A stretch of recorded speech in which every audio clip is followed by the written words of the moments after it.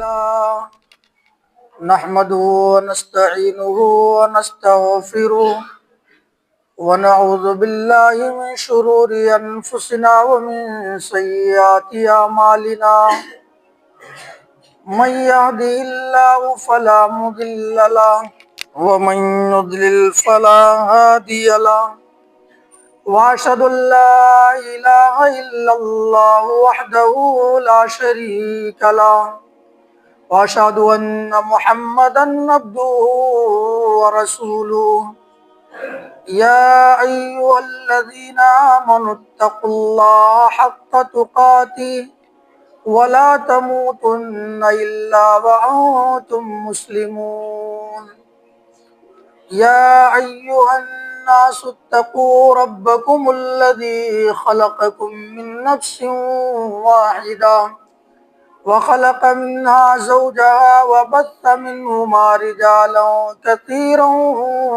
ونساء واتقوا الله الذي تساءلون به والأرحام إن الله كان عليكم رقيبا يا أيها الذين آمنوا اتقوا الله وقولوا قولا سديدا يصلح لكم أعمالكم ويغفر لكم ذنوبكم ومن يطع الله ورسوله فقد فاز فوزا عظيما أما بعد فإن خير الحديث كتاب الله وخير الهدي هدي محمد صلى الله عليه وسلم وشر الأمور محدثاتها وكل محدثة بدعة وكل بدعة ضلالة وكل ضلالة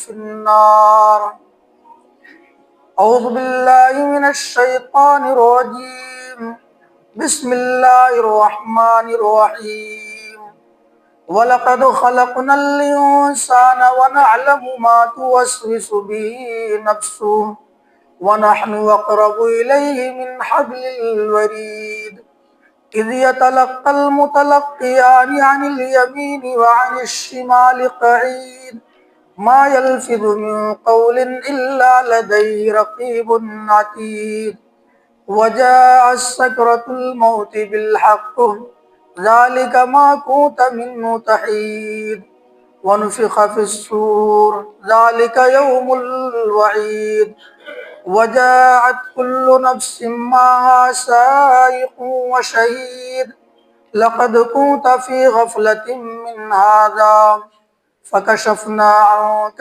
غِطَاءَكَ فَبَصَرُكَ الْيَوْمَ حَدِيدٌ وَقَالَ قَرِينُهُ هَذَا مَا لَدَيَّ عَتِيدٌ وقال الله تعالى في مقام آخر فإن آمنوا بمثل ما آمنتم به فقد اهتدوا رب اشرح لي صدري ويسر لي أمري واحلل عقدة من لساني يفقهوا قولي ربي زدني علما سبحانك لا علم لنا إلا ما علمتنا إنك أنت العليم الحكيم اللهم إنا نجعلك في نحورهم ونعوذ بك من شرورهم حسبنا الله ونعم الوکیل۔ معزز سامعین و سامعات، سب سے پہلے اس اللہ رب العالمین کی حمد و ثنا بڑائی و بزرگی بیان کرنے کے لیے لائق و زیبا ہے، جس نے ہم سب کو انگنت اور بے شمار نعمتوں سے نوازا ہے۔ بعد درود و سلام ہوں اللہ رب العالمین کے تمام نبیوں پر، خصوصاً ہم سب کے آخری نبی ہے محمد صلی اللہ علیہ وسلم پر۔ جس طرح آپ صلی اللہ علیہ وسلم آخری نبی ہیں، اسی طرح آپ صلی اللہ علیہ وسلم پر اتری ہوئی شریعت آخری شریعت ہے۔ اللہم صلی علی محمد وعلی آل محمد کما صلیت علی ابراہیم وعلی آل ابراہیم انک حمید مجید۔ اللہم بارک علی محمد وعلی آل محمد کما بارکت علی ابراہیم وعلی آل ابراہیم انک حمید مجید۔ معزز سامعین، خطبہ مسنونہ کے بعد سورۃ البقرہ آیت نمبر 137 پڑھی گئی ہے۔ اگر اللہ رب العالمین کی مدد شامل حال رہی تو اس آیت کریمہ کی روشنی میں فضیلت صحابہ کے عنوان پر بولنے کی کوشش کروں گا۔ اللہ رب العالمین سے دعا ہے کہ کہنے اور سننے والوں کو عمل کی توفیق عطا فرمائے، آمین۔ فَإِنْ آمَنُوا بِمِثْلِ مَا آمَنْتُمْ بِهِ فَقَدِ اهْتَدَوْا۔ اللہ رب العالمین نے اس آیت کے اندر صحابہ کرام کے ایمان کو ہم سب کے لیے، دنیا کے تمام انسانوں اور جناتوں کے لیے معیار قرار دیا ہے۔ کسی کو اپنا ایمان جانچنا ہو، پرکھنا ہو کہ ہم حقیقی معنوں میں مسلمان ہیں، مومن ہے یا نہیں، تو صحابہ کرام کا ایمان دیکھ لو۔ ان کے ایمان کو اللہ رب العالمین نے دنیا کے تمام انسانوں اور جناتوں کے لیے ترازو بنا دیا ہے۔ فَإِنْ آمَنُوا بِمِثْلِ مَا آمَنْتُمْ بِهِ، اگر دنیا کے لوگ چاہے یہودی ہوں، عیسائی ہوں، کسی بھی مذہب کے ماننے والے ہوں، فَإِنْ آمَنُوا، اگر لوگ اسی طرح ایمان لے آئے جس طرح اے صحابہ تم ایمان لائے ہو، جس چیز پر تم ایمان لائے ہو، فَقَدِ اهْتَدَوْا، تب انہیں ہدایت ملے گی۔ ہدایت ملنے کے لیے، اسلام ملنے کے لیے، صراط مستقیم قرآن و حدیث ملنے کے لیے، اسلام کی دولت ملنے کے لیے صحابہ کرام جیسا ایمان لانا ہوگا۔ اور فہم صحابہ کا جو فہم تھا، قرآن و حدیث کو سمجھنے کا جو ان کا فہم تھا، جس طرح صحابہ قرآن و حدیث کو سمجھتے تھے ویسے ہی ہم کو بھی سمجھنا ہوگا قرآن و حدیث کو، فہم صحابہ کو سامنے رکھنا ہوگا۔ فَإِنْ آمَنُوا بِمِثْلِ مَا آمَنْتُمْ بِهِ فَقَدِ اهْتَدَوْا وَإِنْ تَوَلَّوْا، اور اللہ رب العالمین نے فرمایا وَإِنْ تَوَلَّوْا فَإِنَّمَا هُمْ فِي شِقَاقٍ، اور اگر یہ نہ مانے، ایمان نہ لائیں تو یہ ضد میں پڑے ہوئے ہیں، مخالفت میں پڑے ہوئے ہیں، ہٹ دھرمی میں پڑے ہوئے ہیں۔ فَإِنَّمَا هُمْ فِي شِقَاقٍ، اللہ رب العالمین نے سورہ بقرہ آیت نمبر 13 میں بیان فرمایا وَإِذَا قِيلَ لَهُمْ آمِنُوا كَمَا آمَنَ النَّاسُ قَالُوا أَنُؤْمِنُ كَمَا آمَنَ السُّفَهَاءُ أَلَا إِنَّهُمْ هُمُ السُّفَهَاءُ وَلَكِنْ لَا يَعْلَمُونَ۔ وَإِذَا قِيلَ لَهُمْ آمِنُوا، جب ان منافقوں سے کہا جاتا، منافق کہتے ہیں اس شخص کو جس کی زبان پر کچھ ہو اور دل میں کچھ ہو۔ زبان سے تو اسلام کا اظہار کیا کرتا تھا یہ طبقہ کہ ہم مسلمان ہیں، مومن ہیں، لیکن دل میں ان کے کفر چھپا رہتا تھا، ان کے دلوں میں شرک چھپا رہتا تھا، کفر چھپا رہتا تھا، اور زبان سے کہتے تھے ہم مسلمان ہیں۔ وَإِذَا قِيلَ لَهُمْ آمِنُوا، جب منافقوں سے کہا جاتا آمنو، ایمان لے آؤ، کما آمن الناس، جیسا کہ لوگ ایمان لائے ہیں، تو کہتے قالوا انؤمن، کیا ہم ویسا ایمان لائیں جیسے بیوقوف ایمان لائے ہیں؟ صحابہ کرام کو بیوقوف کہتے تھے کہ ہم بیوقوفوں جیسا ایمان لائیں۔ قالوا انؤمن کما آمن السفہاء، اللہ رب العالمین نے اس آیت کریمہ کے اندر اپنے صحابہ کی طرف سے دفاع کیا ہے۔ اللہ رب العالمین نے گویا کہ لڑائی کی ہے صحابہ کی طرف سے۔ آپ صحابہ کے مقام کو اس آیت سے سمجھ سکتے ہیں۔ اللہ رب العالمین نے فرمایا الا انہم صفا، خبردار ہو جاؤ، جو میرے صحابہ کو بیوقوف کہتے ہیں یہی بیوقوف ہیں، ولکن لا یعلمون، لیکن اتنے بڑے بیوقوف ہیں کہ انہیں اپنی بیوقوفیت کا علم بھی نہیں ہے۔ انسان جب بہت بڑا بیوقوف ہو جائے تو اپنی بیوقوفیت کا اسے علم بھی نہیں ہو سکتا ہے۔ تو اللہ رب العالمین نے اپنے صحابہ کا دفاع کیا ہے، بچاؤ کیا اس آیت کے اندر۔ اس آیت سے آپ معلوم کر سکتے ہیں کہ صحابہ کا مقام کیا ہے اسلام میں، اور کیوں نہ ہو۔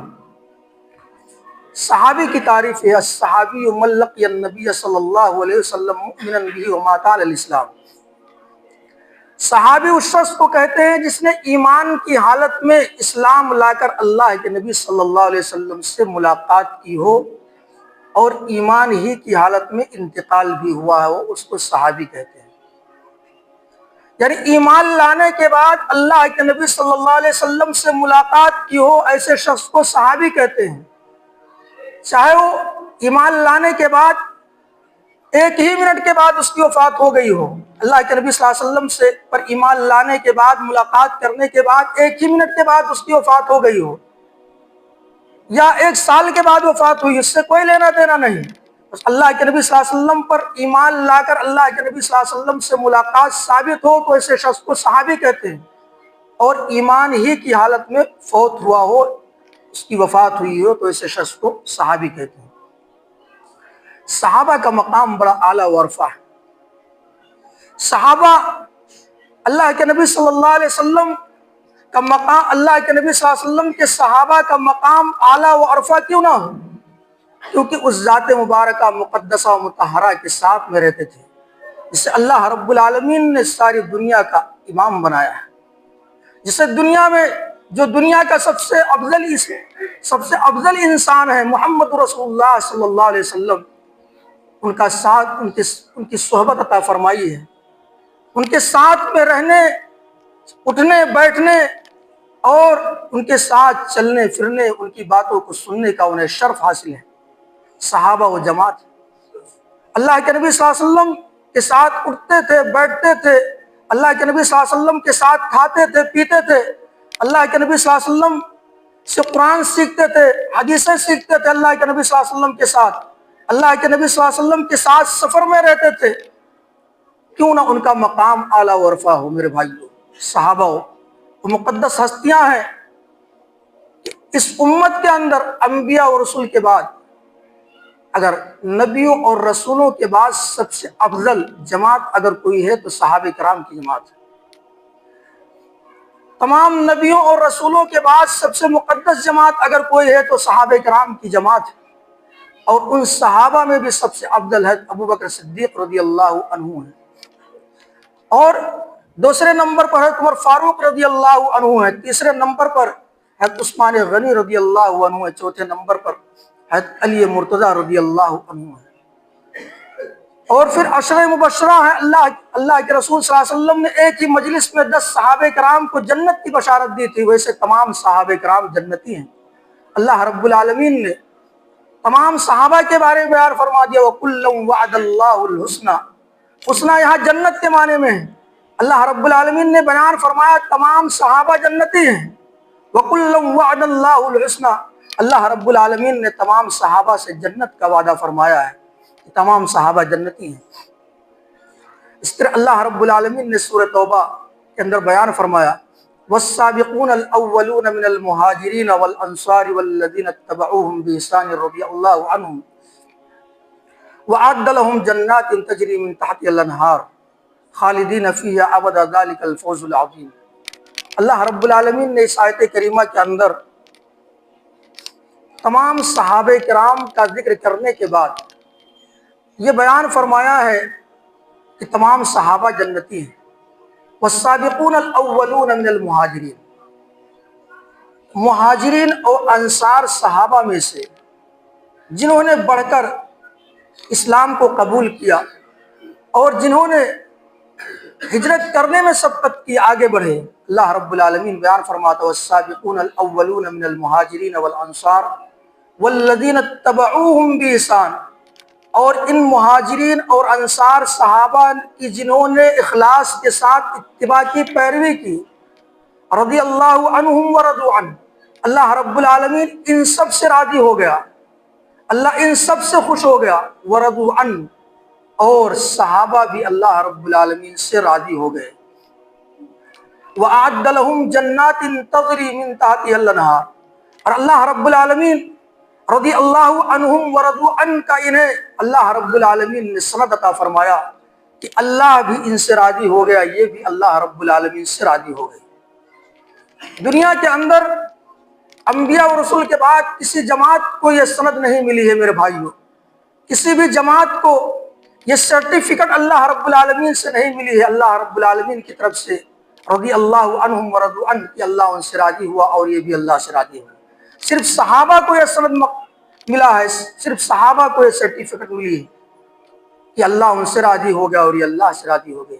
وَأَعَدَّ لَهُمْ جَنَّاتٍ تَجْرِي، اور اللہ رب العالمین نے ان صحابہ کے لیے ایسی جنتیں تیار کی ہیں، تجری من تحتها الانہار، جن کے نیچے سے نہریں بہ رہی ہوں گی، ذالک الفوز العظیم، اللہ رب العالمین فرماتا ہے یہ ہمیشہ ہمیشہ جنت میں رہیں گے، اور یہی عظیم کامیابی ہے، یہی بڑی کامیابی ہے۔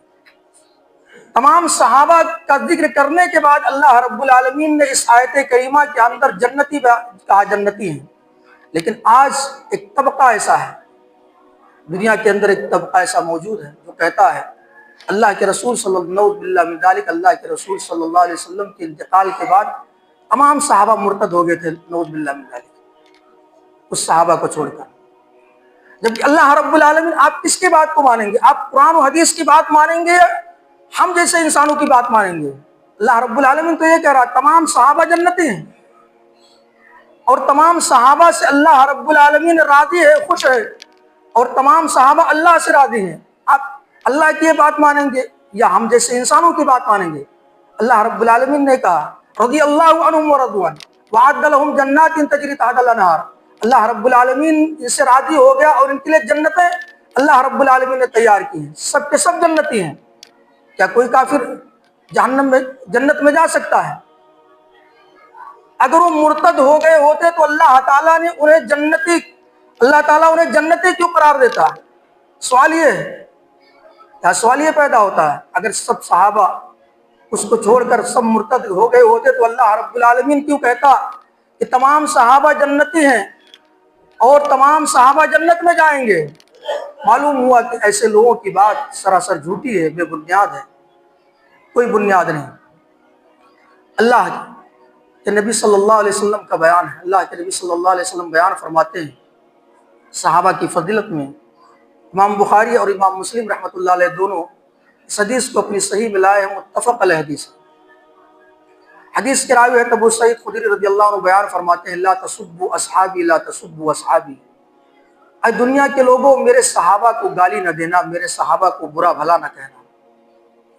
لا تسبوا اصحابی لا تسبوا اصحابی فوالذی نفسی بیدہ، قسم ہے اس اللہ کی، اللہ کے نبی صلی اللہ علیہ وسلم نے اللہ رب العالمین کی قسم کھائی، قسم ہے اس اللہ کی جس کے ہاتھ میں محمد رسول اللہ صلی اللہ علیہ وسلم کی جان ہے، جو صحابی نہیں ہے، جو غیر صحابی ہے، اگر احد پہاڑ کے برابر بھی سونا خرچ کر دے اور کسی صحابی نے ایک مد یا آدھا مد، ایک سیر یا آدھا سیر، ایک پاؤ یا آدھا کلو اللہ کے راستے میں کوئی اناج خرچ کیا ہے تو ایک پاؤ یا آدھا پاؤ اناج جو انہوں نے خرچ کیا ہے، ہم احد پہاڑ کے برابر سونا خرچ کر دیں، احد پہاڑ کا سونا ہمارا ان کا مقابلہ نہیں کر سکتا۔ یہ صحابہ کا مقام ہے میرے بھائیوں۔ امام ابو حنیفہ رحمۃ اللہ علیہ بڑے ہوں گے، امام ہیں، لیکن امام ابو حنیفہ احد پہاڑ کے برابر سونا خرچ کر دیں اور کسی صحابی نے ایک پاؤ یا آدھا پاؤ اناج اللہ کے راستے میں خرچ کیا ہے تو امام ابو حنیفہ رحمۃ اللہ علیہ ایک پہاڑ سونا خرچ کرنے کے بعد بھی کسی صحابی کے اس مقام کو نہیں پہنچ سکتے جو انہوں نے ایک پاؤ یا آدھا پاؤ کبھی خرچ کیا ہو اللہ کے راستے میں۔ یہ صحابہ کا مقام ہے۔ شیخ عبد القادر جیلانی رحمۃ اللہ علیہ کا مقام بڑا ہوا کرے، امام بخاری علیہ الرحمہ کا مقام بڑا ہوا کرے۔ دنیا کا کوئی انسان کسی بھی مقام پر پہنچ جائے میرے بھائیوں، لیکن وہ صحابی نہیں بن سکتا۔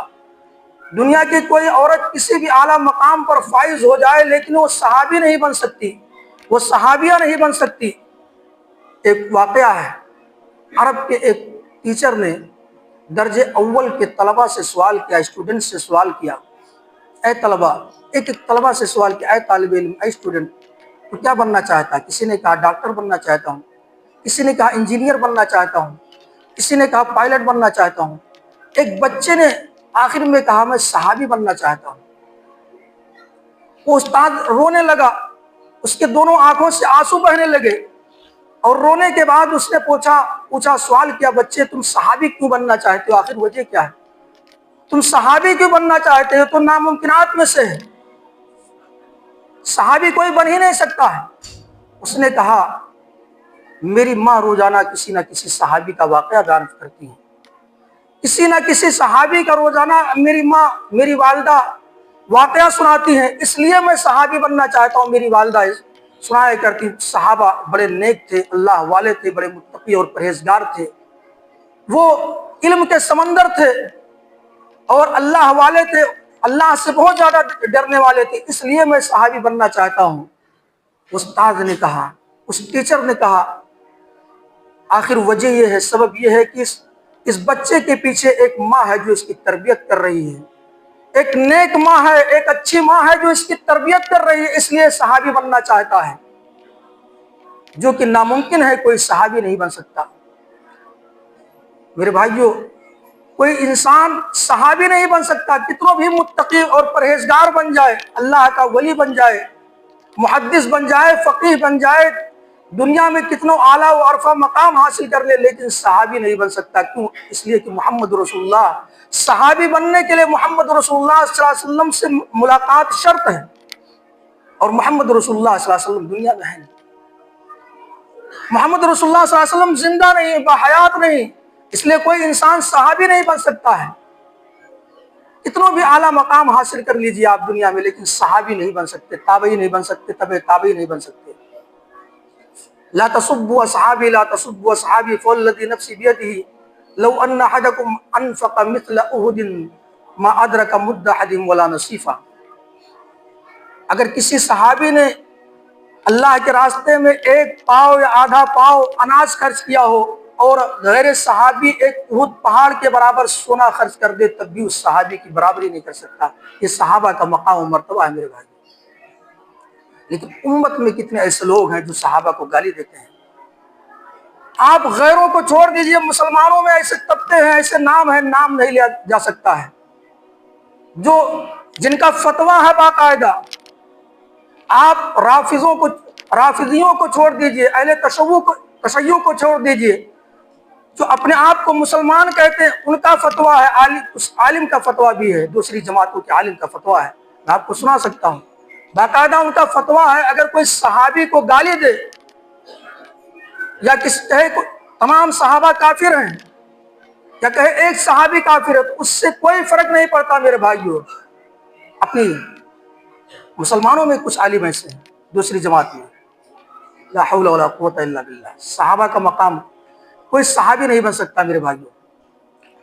اللہ کے نبی صلی اللہ علیہ وسلم کی دوسری حدیث ہے، عبداللہ ابن مسعود رضی اللہ عنہ حدیث کے راوی بیان فرماتے ہیں کہ اللہ کے نبی صلی اللہ علیہ وسلم سے سوال کیا گیا، ای الناس خیر، کون سے لوگ سب سے بہتر ہیں؟ تو اللہ کے رسول صلی اللہ علیہ وسلم نے فرمایا، قرنی، میرے زمانے کے لوگ سب سے بہتر ہیں۔ اللہ کے نبی صلی اللہ علیہ وسلم کا زمانہ اور صحابہ کا زمانہ ایک ہی زمانہ ہے۔ اللہ کے رسول صلی اللہ علیہ وسلم نے فرمایا میرے زمانے کے لوگ سب سے بہتر ہیں۔ پھر اللہ کے رسول صلی اللہ علیہ وسلم نے بیان فرمایا، ثم الذین یلونہم، پھر صحابہ کے بعد جو زمانہ آتا ہے وہ لوگ بہتر ہیں دوسرے نمبر پر۔ ثم الذین یلونہم، پھر تیسرے نمبر پر صحابہ کے بعد تابعین کا زمانہ آتا ہے، اور پھر تبع تابعین کا زمانہ تیسرے نمبر پر، یہ افضل ہیں، بہتر ہیں۔ اس حدیث شریف میں اللہ کے رسول صلی اللہ علیہ وسلم نے تین زمانوں کی افضلیت، اولیت اور بہتریت کی ضمانت دی ہے، گارنٹی دی ہے، خبر دی ہے۔ ایک، اللہ کے رسول صلی اللہ علیہ وسلم اور صحابہ کا زمانہ سب سے افضل زمانہ ہے، سب سے بہتر زمانہ ہے۔ اس زمانے کے لوگ سب سے افضل ہیں، سب سے بہتر ہیں، سب سے اول ہیں، سب سے افضل ہیں، ان جیسا کوئی بن ہی نہیں سکتا ہے۔ اور دوسرے نمبر پر، سیکنڈ نمبر پر تابعین کا زمانہ ہے۔ تابعین ایسی ذات مبارکہ مقدسہ و مطہرہ کو کہتے ہیں جنہوں نے ایمان کی حالت میں کسی صحابی سے ملاقات کی ہو اور ایمان ہی کی حالت میں ان کا انتقال ہوا ہو، ایسے شخص کو تابعی کہتے ہیں۔ اور تیسرے نمبر تبع تابعی کا مقام ہے، تھرڈ نمبر پر۔ تبع تابعی ایسے شخص کو کہتے ہیں جس نے ایمان کی حالت میں کسی تابعی سے ملاقات کی ہو اور ایمان ہی کی حالت میں ان کا انتقال بھی ہوا۔ اس حدیث شریف میں اللہ کے رسول صلی اللہ علیہ وسلم نے تین زمانوں کی افضلیت کی خبر دی ہے۔ سب سے بہتر زمانہ میرا زمانہ اور صحابہ کرام کا زمانہ ہے، پھر تابعین کا زمانہ ہے، پھر تبع تابعین کا زمانہ ہے۔ اور حدیثوں پر اعتراض کرنے والے، آج حدیثوں پر اعتراض کیا جاتا ہے کہ حدیثیں بہت بعد میں لکھی گئی ہیں، کیا پروف ہے کہ حدیثیں صحیح ہوں؟ اعتراض کیا جاتا ہے۔ لیکن جن تین زمانوں کے اللہ کے رسول صلی اللہ علیہ وسلم نے افضلیت کی گارنٹی دی ہے، انہی تین زمانوں میں صحاح ستہ جو حدیث کی 6 معتبر کتابیں ہیں، اسی زمانے میں مدور ہو چکی تھی، لکھی جا چکی تھی۔ بخاری، مسلم، ابو داؤد، نسائی، ترمذی، ابن ماجہ موطا اور مسند احمد ابن حنبل، یہ ساری کتابیں جو حدیث کی معتبر کتابیں ہیں، انہیں 3 صدیوں میں مدون ہو چکی تھی، لکھی جا چکی تھی، جن کی اولیت اور افضلیت اور بہتریت کی گارنٹی اللہ کے رسول صلی اللہ علیہ وسلم نے دی تھی کہ تینوں زمانہ سب سے افضل زمانہ ہے، سب سے بہتر لوگ ہوں گے، پھر ان کے بعد کے آنے والے اس مقام کو نہیں پہنچ سکتے، کتنوں بھی اونچا مقام حاصل کر لیں۔ اللہ کے رسول صلی اللہ علیہ وسلم کی ایک حدیث ہے، من سب اصحابی فعلیہ لعنت اللہ والملائکۃ والناس اجمعین، جس شخص نے میرے کسی صحابی کو گالی دی، فعلیہ لعنت اللہ، تو اس پر اللہ کی لعنت ہوتی ہے، اللہ کی فٹکار ہوتی ہے، اللہ کا عذاب ہوتا ہے، اس پر اللہ کی رحمت نہیں ہو سکتی، اللہ کی رحمت نہیں ہو سکتی تو اللہ کا عذاب ہوگا۔ فعلیہ لعنت اللہ والملائکہ، اور تمام فرشتوں کی اس پر لعنت ہوتی ہے، تمام فرشتے اس پر تھو تھو کرتے ہیں، والملائکۃ والناس اجمعین، اور دنیا کے تمام لوگوں کی لعنت ہوتی ہے، ساری مخلوق اس پر تھو تھو کرتی ہے۔ جو کسی صحابی کو گالی دے دے، جو کسی صحابی کو کافر کہہ دے، وہ گویا کہ کسی صحابی کو گالی دینے والا، کسی صحابی کو کافر کہنے والا خود کافر ہے۔ اور یہ حدیث صحابی کو چھوڑ دیجیے، اللہ کے رسول صلی اللہ علیہ وسلم کی حدیث، یا اللہ کے رسول صلی اللہ علیہ وسلم کی حدیث عام آدمی کو اگر کوئی کافر کہہ دے، اللہ کے نبی صلی اللہ علیہ وسلم فرماتے ہیں اگر وہ سامنے والا کافر نہیں تو کہنے والا خود کافر ہے۔ اور یہاں تو صحابہ کا معاملہ ہے، کوئی کسی صحابی کو گالی دے دے، کافر کہہ دے، تو پھر وہ اس کو ایمان ہی لانا پڑے گا، دوبارہ اسلام قبول کرنا پڑے گا، اس کو کلمہ پڑھنا پڑے گا، چاہے وہ کتنا بڑا عالم ہو، اس کو ایمان لانا پڑے گا، اس کو کلمہ پڑھنا پڑے گا، اس کو دوبارہ دائرہ اسلام میں داخل ہونا پڑے گا۔ میرے بھائیو، یہ صحابہ کا مقام ہے، من سب صحابی فعلیہ لعنت اللہ والملائکۃ والناس اجمعین۔ صحابہ کا مقام کیا؟ آئیے ایک واقعہ میں آپ کو سناتا ہوں۔ معاذ ابن مالک اسلمی رضی اللہ عنہ، اس سے زنا ہو گیا، اللہ کے رسول صلی اللہ علیہ وسلم کی خدمت میں حاضر ہوتے ہیں، کہتے ہیں اللہ کے رسول صلی اللہ علیہ وسلم طاہرنی یا رسول اللہ، اللہ کے رسول صلی اللہ علیہ وسلم مجھے پاک کر دیجئے۔ صحابہ سے اگر کوئی غلطی کسی سے بھی ہو سکتی ہے، گناہ کسی سے بھی ہو سکتا ہے میرے بھائیوں، گناہ ہونا الگ چیز ہے، گناہ پر اصرار غلط چیز ہے۔ گناہ ایک عالم سے بھی ہو سکتا ہے، صحابی سے بھی ہو سکتا ہے، صحابی بھی معصوم نہیں، گناہ ان سے بھی ہو سکتا ہے، گناہ کسی سے ہو سکتا ہے، لیکن گناہ ہونا ہو سکتا ہے، لیکن گناہ پر گناہ کیے جانا یہ خطرناک چیز ہے۔ گناہ پر اصرار کیے جانا، گناہ کانٹینیو گناہ کرتے رہنا، یہ سب سے خطرناک چیز ہے، یہ انسان کو برباد کرنے کے لیے کافی ہے۔ گناہ کسی سے ہو سکتا ہے، لیکن صحابہ سے جب گناہ ہوتا تھا تو بے چین ہو جایا کرتے تھے، اللہ کے رسول صلی اللہ علیہ وسلم کے پاس فوراً حاضر ہوتے تھے اور کہتے تھے یا رسول اللہ مجھے پاک کر دیجئے۔ اللہ کے رسول صلی اللہ علیہ وسلم فرماتے ارجی وہی حق، تم پر افسوس ہے، واپس جاؤ اور اللہ سے معافی مانگو اور اللہ سے توبہ کرو۔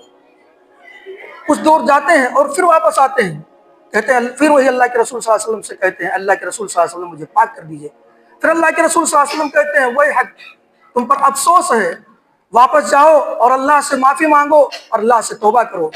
پھر تھوڑی دور جاتے ہیں، پھر واپس آ جاتے ہیں، پھر وہی کہتے ہیں، پھر اللہ کے رسول صلی اللہ علیہ وسلم تیسری مرتبہ بھی وہی بات کہتے ہیں، اور پھر تھوڑی دور جاتے ہیں، پھر واپس آتے ہیں، چوتھی مرتبہ جب واپس آتے ہیں اور کہتے ہیں اللہ کے رسول صلی اللہ علیہ وسلم مجھے پاک کر دیجئے۔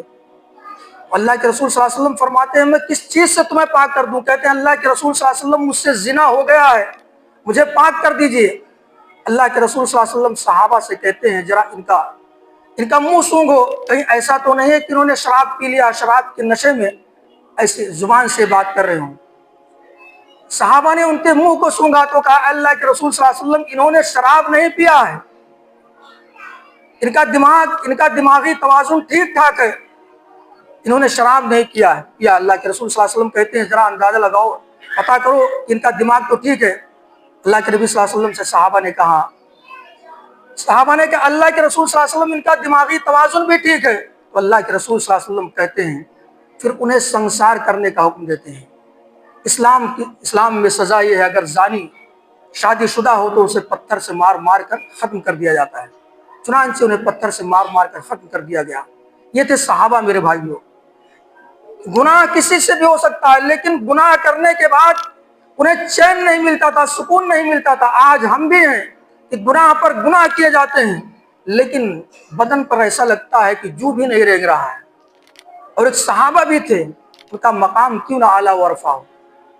کبھی چھوٹا سا گناہ ہو جائے تو جب تک اللہ کے رسول صلی اللہ علیہ وسلم کی خدمت میں حاضر ہو کر اور اس گناہ کی جو سزا ہوتی تھی اپنے آپ پر نافذ نہ کروا لیتے تھے، وہ سزا نہ لے لیتے تھے، جب تک انہیں چین نہیں ملتا تھا، جیسا کہ اس واقعے سے آپ خود اندازہ لگا سکتے ہیں۔ اللہ کے رسول صلی اللہ علیہ وسلم نے 3 مرتبہ واپس کیا، اور چوتھی مرتبہ جب آئے کہا اللہ کے رسول صلی اللہ علیہ وسلم مجھے پاک کر دیجئے، تو اللہ کے رسول صلی اللہ علیہ وسلم چوتھی بار کہتے ہیں میں کس وجہ سے پاک کروں؟ کہا اللہ کے رسول صلی اللہ علیہ وسلم مجھ سے زنا ہو گیا ہے۔ تو اللہ کے رسول صلی اللہ علیہ وسلم نے انہیں سنسار کرنے کا، پتھر سے مار مار کر ختم کر دینے کا حکم دیا۔ اور اللہ کے رسول صلی اللہ علیہ وسلم نے فرمایا انہوں نے ایک ایسی توبہ کی ہے کہ ان کے توبہ کو اگر پوری امت پر تقسیم کر دیا جائے تب بھی بھاری ہوگا۔ اللہ رب العالمین سے دعا ہے کہ اے اللہ ہمیں صحابہ کی عظمت کو سمجھنے کی توفیق عطا فرما۔ اے اللہ ہم سب کو صحابہ کے طریقے پر، ان کی سنت پر چلنے کی توفیق عطا فرما۔ ہم سب کو ایک کر دے، نیک کر دے، دین کا خادم بنا۔ بارک اللہ لنا ولکم فی القرآن العظیم ونفعنا وإیاکم بالآیات والذکر الحکیم، انہ تعالی جواد کریم ملک برو۔